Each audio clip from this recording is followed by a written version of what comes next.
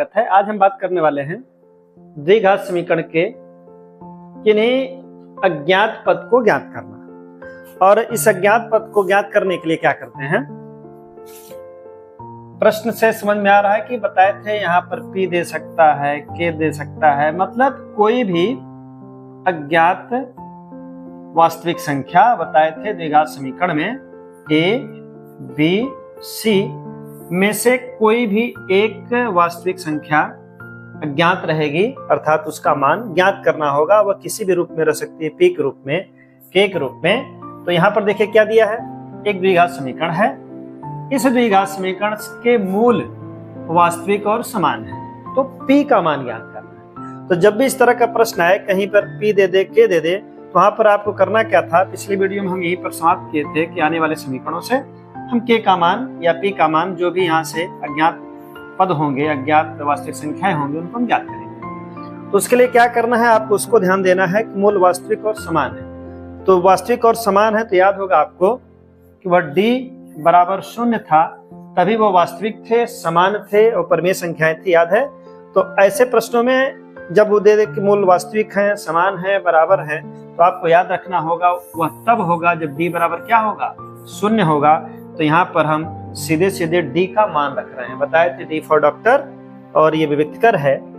d का मतलब विविक्तकर, और यह डॉक्टर का भी रोल अदा करता है। आज हम इसी डॉक्टर के सहारे उसके मान तक पहुंच रहे हैं। आइए देखते हैं सीधे सीधे। d का मान आप जानते हैं क्या होता है, d बराबर होता है b स्क्वायर माइनस 4ac। यह बराबर 0 क्यों लिखे हैं, इसके कारण मूल वास्तविक और बराबर हैं, इस कारण हम 0 लिखे।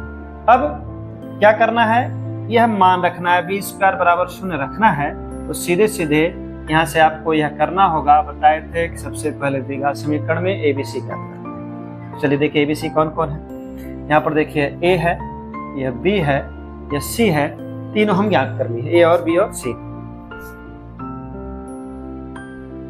चलिए हम बात करने वाले हैं किसी द्विघात समीकरण में हम सबसे पहले a, b, c ज्ञात करते हैं। तो चलिए a, b, c आपको पता है, कुछ नहीं करना है, मान रख दिए, आराम से आपका उत्तर आ जाएगा। इसमें डरने की और कहीं से ऐसा नहीं है कि हम मान कैसे रखेंगे, कैसे आ जाएगा, मतलब बिना डरे, बिना संशय किए आप इसको रखिए, आपका उत्तर आ जाएगा। हम बताए हैं, निकाल के आ रहे हैं d बराबर 0। d का मान यह है, यह बराबर 0 होना चाहिए। 0 क्यों है, क्योंकि मान क्या है, जो वास्तविक है उसके मूल और समान है। चलिए मान रख रहे हैं।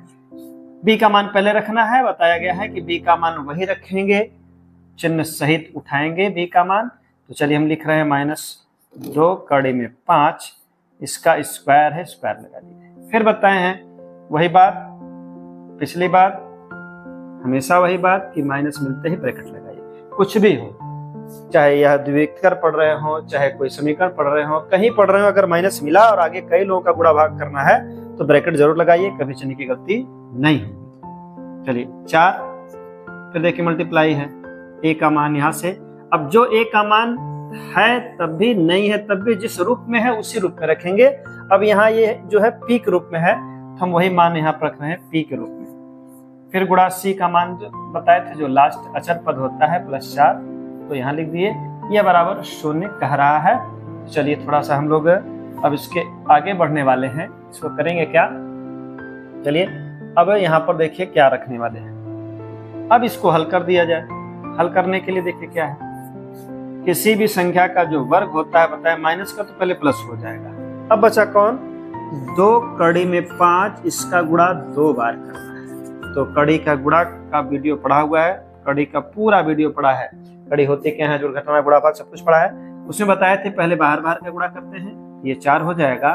फिर कड़ी का गुणा करते हैं, और कड़ी का गुणा मतलब मूल बराबर हो तो अंदर का गुणा हो जाता है। देखिए 5 × 5 = 25, इसका मतलब कड़ी में 25 आएगा। और सबसे आसान बताए थे कि जब एक ही मूल के 2 लोग हों, समान हो, तो कड़ी मुक्त हो जाती है, मतलब 5 बचेगा। वैसे भी देखिए कड़ी में 5 से गुणा करेंगे, कड़ी में 25 आएगा, उसका वर्गमूल 5 आएगा। तो सीधे सीधे जानिए, जब 2 कड़ी एक जैसी हो, मतलब मूल बराबर हो, और 2 लोग हों, तो कड़ी खत्म। कड़ी में 3 गुणे कड़ी में 3, कड़ी समाप्त। 3 कड़ी में 5 गुणे कड़ी में 5, कड़ी समाप्त। वही चीज यहाँ पर है, देखिए कड़ी में 5 गुणे कड़ी में 5 करेंगे तो क्या आ जाएगा, 5। अब 5 × 20। कुल मिलाकर हमारे कहने का मतलब ये हुआ, इसका जो गुणनफल आएगा वो आएगा कितना, 2 दूना 4 और 25 20 है। माइनस फिर देखिए अंदर का गुणा कर लेंगे तो 4 चौको 16, ये 16p आएगा और बराबर कितना आएगा 0।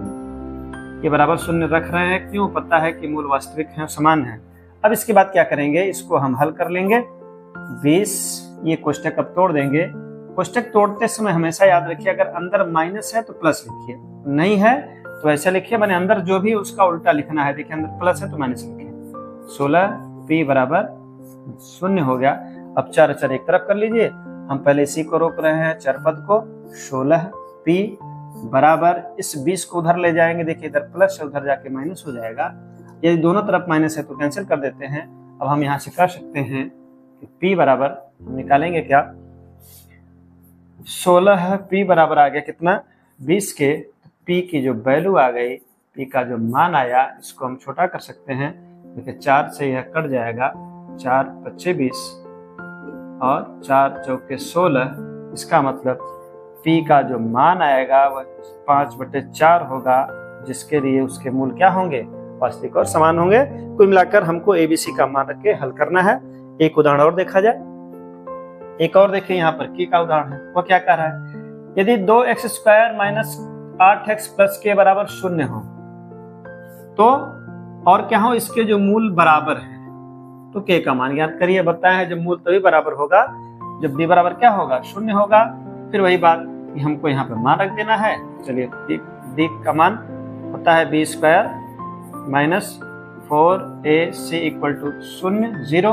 अब मान रखते जाइए, यह a है, यह b है, यह c है।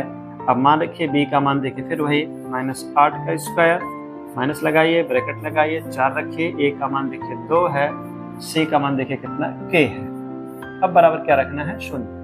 पिछले प्रश्न में क्या था, देखिए वहां से a गायब था, अब ये कौन गायब है, देखिए c गायब है।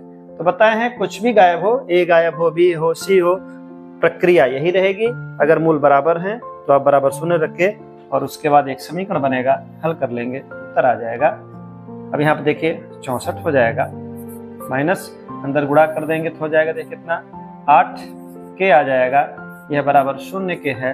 फिर क्या लिखेंगे, देखिए 64 माइनस ब्रैकेट तोड़ दे रहे हैं, 8k ही रह जाएगा, बराबर 0 होगा। चर चर एक तरफ कर रहे हैं, याद रखिए सबसे पहले चर लिखा जाए, चर के साथ जो चिन्ह जिस रूप में है उसको उसी रूप में उतार रहे हैं। अब इसको हम उधर भेज रहे हैं, ये इधर देखिए +64 है, उधर जाके -64 है।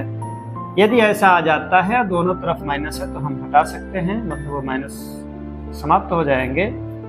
लेकिन एक तरफ माइनस है तो वही माइनस में उत्तर आएगा। अब यहाँ पर देखिए क्या आ जाएगा, 8k बराबर है तो k बराबर निकालेंगे 64, इधर 8 का गुणा, इधर जाके भाग हो जाएंगे, 8 8 64 का k का मान 8 आ गया। कहने का मतलब इस प्रकार के प्रश्नों को हम ऐसे हल करेंगे, यदि किसी द्विघात समीकरण से a, b, c से कोई पद समाप्त हो, कोई पद अज्ञात हो और उसके मूल बराबर हो, वास्तविक हो, मतलब परिमेय और समान हो, तो हम d बराबर 0 रख के ABC का मान रखकर इस प्रकार हम उसको हल कर सकते हैं। देखते रहिए बेसिक लर्निंग टू एडवांस। सभी को धन्यवाद।